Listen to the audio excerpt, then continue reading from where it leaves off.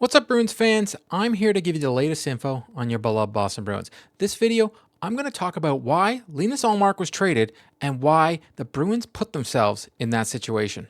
If you've been liking my Bruins content, please leave me a like and subscribe. If you've already done so, thank you, and let's get into it.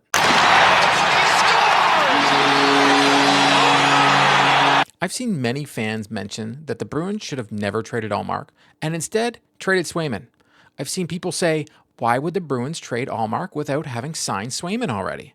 So I'm going to do a little deep dive into all of this, and I'm going to do this because of what Elliot Freeman said on the latest 32 Thoughts the podcast.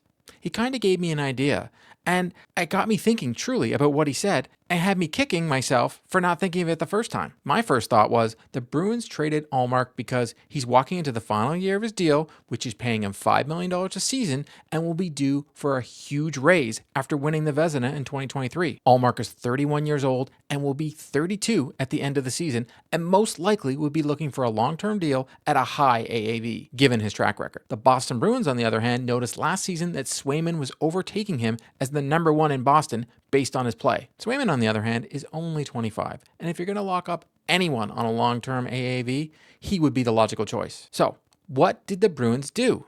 They tried to trade Ullmark at the trade deadline last season, which automatically cemented their future of having to move him before the start of the season. Ullmark blocked this trade because he had a no-trade list, and he could choose where he goes. Sweeny backed himself into a corner with Ullmark because they already let him know they had chosen Swayman and he was on the move. Ullmark held the cards too because he had a list of teams he wasn't willing to go to. When players have no trade list, it makes it very difficult to move players, and you have to let the player know what you're doing and which will sour the relationship with the player already. I understand that some of you hearing this think he should have kept Ullmark, but I think that is being said more because of what is currently happening with Swayman and his contract negotiations. No one was saying keep Ullmark as Swayman stood on his head in the playoffs, but ultimately the Bruins' lack of offense did them in against the Florida Panthers in the second round. So that brings us to the question, why didn't they wait until they signed Swayman? I had truly been asking myself this as well and kind of pissed at myself for not seeing the answer.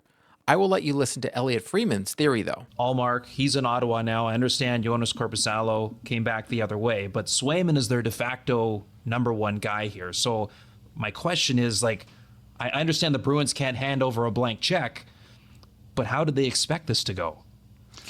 Yeah, I had some people who asked me about that too, is why would they have made the Ullmark deal without signing Swayman? I think my theory on that is, and again, it's my theory, is that you'll remember the Ullmark trade was right before July 1st. And right before Game 7 of the Cup final. Yes, that was a wild couple of minutes. Pucks dropping. What? Ullmark's getting traded to Ottawa? Ullmark could have switched the teams on his list. And at that point in time, they could trade Ullmark to Ottawa without asking him. And if you go to July 1st, what happens if Ullmark switches his list?